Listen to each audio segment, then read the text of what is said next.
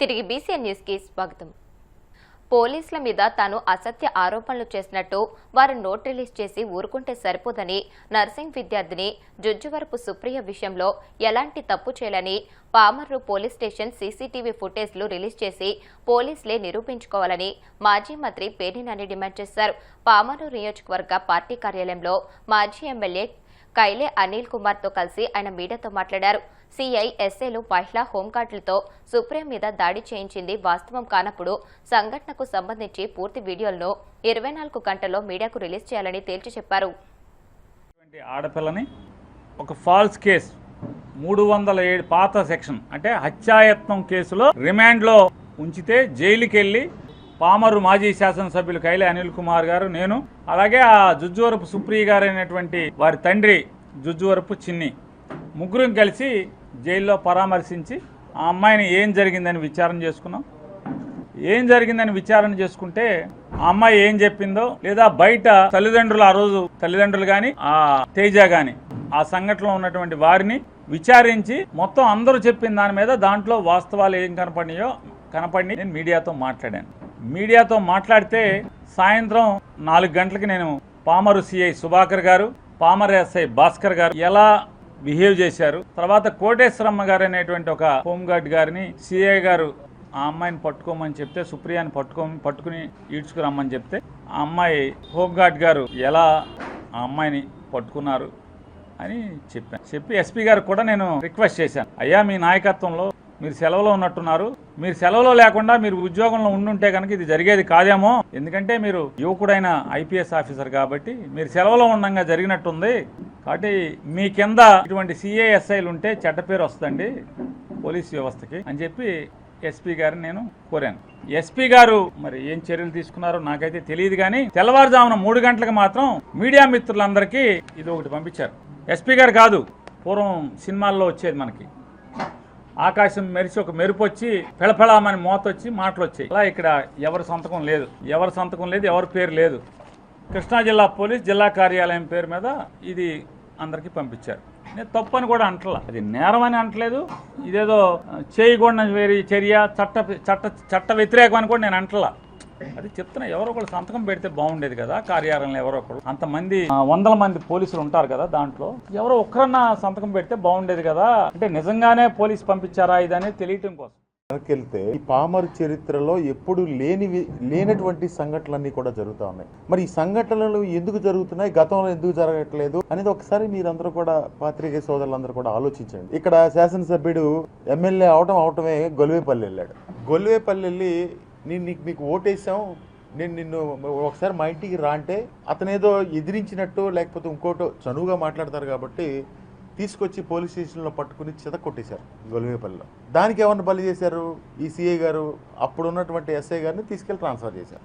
ఎవరినైనా కొడితే డబ్బులు వస్తాయి, లేకపోతే కొడితే ఒక భయం వచ్చి డబ్బులు ఇచ్చేస్తారు నాకు అనేది పోలీసులు ఫస్ట్ ఆఫ్ ఆల్ వాళ్ళ యొక్క మనస్తత్వాన్ని పూర్తిగా మార్చుకుంటే ఈ ప్రాంతం చాలా బాగుంటుంది అనేది నా ఉద్దేశం. ప్రతిరోజు ప్యాకెట్లు మీ అందరికీ ఈ ప్రాంతంలో ప్రజలందరికీ దాదాపుగా అసలు ఏమీ రాజకీయాల గురించి కానీ ఏమీ పట్టించుకోని వాళ్ళందరికీ ఏ ఊర్లో ఎక్కడ పేకాట జరుగుతుందో తెలియదా? అరే పేకాట ఏదో సరదాగా ఆడుకుంటారు, ఈ పేకాట ఏదో మేము వ్యతిరేకం లేకపోతే ఇట్లా మాట్లాడడం కాదు. పేకాట ఆడటం అంటే పొద్దున్నుంచి సాయంత్రం వరకు కష్టపడిన డబ్బులు తీసుకెళ్ళి అక్కడ పుస్తులు తాకట్టు పెట్టి ఇంకోటి తాకట్టు పెట్టి తీసుకెళ్ళి ఆ ప్యాకెట్లో డబ్బులు నాశనం చేసి గ్రామీణ ప్రాంతంలో వ్యవసాయం చేసుకునే వాళ్ళు, వ్యవసాయ కూలీలు, వీళ్ళందరి డబ్బులు ఏ విధంగా దోచుకుంటా ఉన్నారు మీరు? అదేమనంటే పోలీసులు వెళ్ళి ఒక్కొక్క ఊరు వెళ్ళి కోసూరు ఉంది, కోసూరు వెళ్ళి రోజుకు 30,000 40,000 వసూలు చేసి పైన వాళ్ళకి ఇవ్వాలి, ఎమ్మెల్యే గారికి ఇవ్వాలి, ఎమ్మెల్యే గారు బంట్రోత్ గణేష్ ద్వారా పంపించాలి. ఇవన్నీ వాస్తవాలు కదా, ఇవన్నీ మాట్లాడే మాటలు వాస్తవాలు కదా. ఇవన్నీ ప్రజలకు ఎఫెక్ట్ అవ్వా, ప్రజల యొక్క జీవన ప్రమాణాల మీద ఎఫెక్ట్ అవ్వా? అంటే మీరు ఒక విధంగా ప్రజల్ని దోచుకుంటా ఉన్నారు. ప్రజల్ని ఒక విధంగా పోలీస్ స్టేషన్ లో మామూలు వసూలు చేసి ఎప్పుడు కొత్తగా నేను ఎక్కడ వినలేదు. ఎంఆర్ఓ ఆఫీస్కి వెళ్తే ఎంఆర్ఓ ఆఫీస్ లో ఏం మాట్లాడతారు? మేము డబ్బులు ఇచ్చి వచ్చామండి అని. ఎంత ఇచ్చి వచ్చాడో ఇంకా ఎక్కువ వసూలు చేస్తున్నాడు. ఒక రాజకీయ నాయకుడిగా నీకు మంచి మెజారిటీతో పామర్ నియోజకవర్గంలో మొట్టమొదటిసారి ప్రజలు అవకాశం ఇస్తే కులాల మీద కుమ్ములాట ఆడతాడు. క్రిస్టియన్ మహాసభలకు వెళ్ళి అక్కడ పాస్టర్ గారు లాగా మాట్లాడతాడు. తెలుగుదేశం పార్టీ 44వ ఆవిర్భావ దినోత్సవ వేడుకలు కాకినాడ జిల్లా పార్టీ కార్యాలయంలో జిల్లా అధ్యక్షుడు జ్యోతుల నవీన్ కుమార్ ఆధ్వర్యంలో ఘనంగా నిర్వహించారు. ఈ కార్యక్రమానికి ముఖ్య అతిథిగా ఎంపీ సాన సతీష్ బాబు పాల్గొని పార్టీ జెండా ఆవిష్కరించి పార్టీ వ్యవస్థాపకుడు నందమూరి తారక రామారావు విగ్రహానికి పూలమాలలు వేసి నివాళులర్పించారు. ఈ కార్యక్రమంలో ఎమ్మెల్సీలు పేరాబత్తుల రాజశేఖర్, కర్రి పద్మశ్రీ, పార్టీ ముఖ్య నాయకులు, కార్యకర్తలు పాల్గొన్నారు.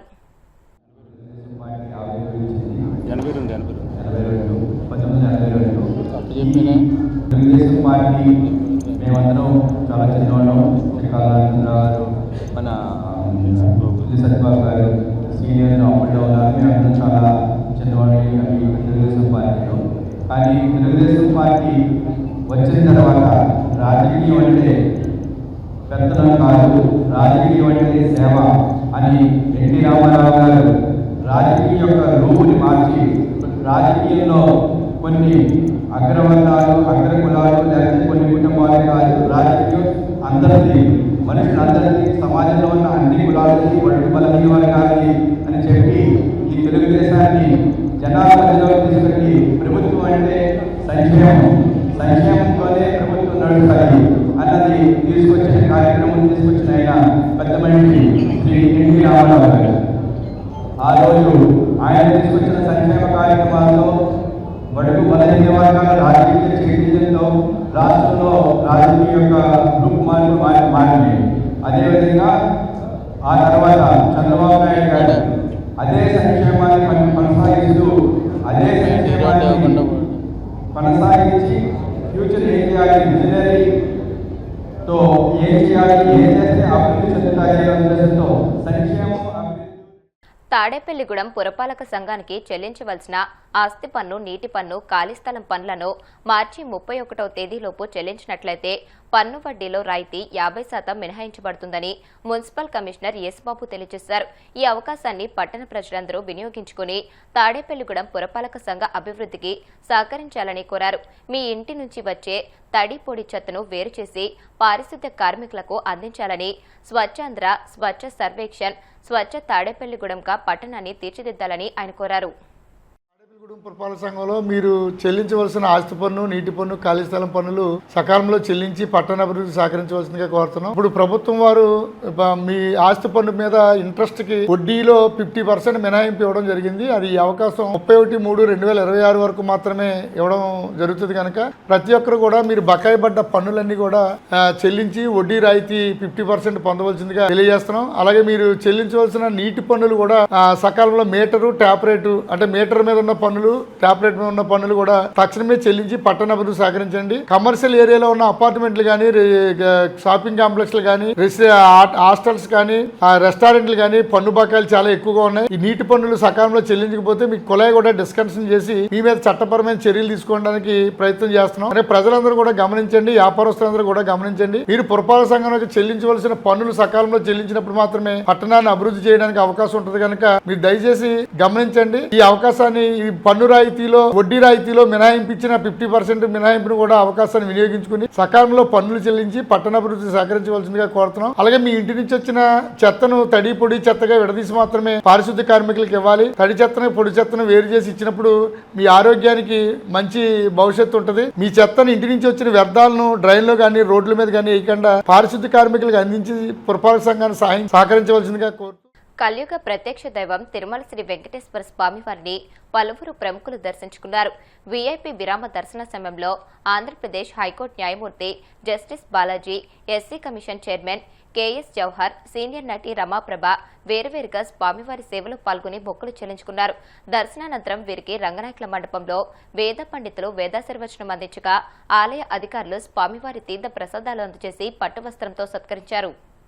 తర్వాత దర్శనానికి రావడం జరిగింది. రాష్ట్రం సుభిక్షంగా ఉండాలి, ప్రజలందరూ కూడా శాంతి సామరస్యాలతో ఉండాలి. ప్రధానంగా ఈ రోజు వివక్షత లేని సమాజాన్ని నిర్మాణం కోసం కమిషన్ పనిచేస్తా ఉంది. ఈ కమిషన్ విస్తృతంగా పర్యటించి ఎక్కడైతే అట్రాసిటీస్ గానీ, భూ కబ్జాలు గానీ, ల్యాండ్ గానీ, లేదంటే సర్వీస్ మ్యాటర్స్ లో గానీ, రూల్ ఆఫ్ రిజర్వేషన్ గానీ ఇవన్నీ కూడా బాధ్యతతో చూసి బాధితులకు అండగా ఉండే విధంగా ఈ పనిచేస్తా ఉన్న సందర్భంలో స్వామివారిని కూడా దర్శించుకొని ఆయన ఆశీస్సులు తీసుకొని ప్రజలందరూ కూడా సుఖ సంతోషాలతో ఉండే విధంగా ఆయన ఆశీస్సులు కోరటం జరిగింది. తప్పకుండా ఈ రాష్ట్రంలో కూటమి ప్రభుత్వం అధికారంలోకి వచ్చిన తర్వాత ప్రజలకు ఏ కష్టం రాకుండా ఉండాలని భగవంతుని కోరుకోవడం జరిగింది.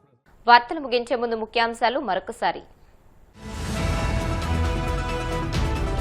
ఏపీ అభివృద్ధికి జర్నలిస్టులు సహకరించాలన్న సీఎం చంద్రబాబు.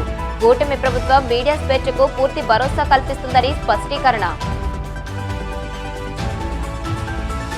అమరావతి ఉద్యమంలో మహిళా రైతుల పాత్ర చరిత్రలో నిలిచిపోతుందన్న హోంమంత్రి అనిత. నాటి వైసీపీ ప్రభుత్వం వారిని చిత్రహింసలకు గురి చేసిందని ఆగ్రహం. అమరావతి కోసం రైతులు స్వచ్ఛందంగా భూములిచ్చారన్న మంత్రి పయ్యావుల. అటువంటి రాజధానికి ఇప్పుడు శాశ్వత చట్టబద్ధ రక్షణ కల్పిస్తున్నామని స్పష్టం.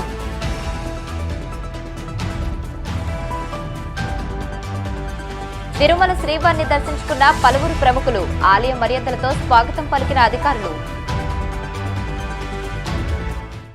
ఈ వార్తలు ఇంతటితో సమాప్తం. మరిన్ని వార్తల కోసం BCN digital YouTube channel, Facebook page ని ఫాలో అవ్వండి. అప్డేటెడ్ వార్తల కోసం ప్లీజ్ సబ్స్క్రైబ్.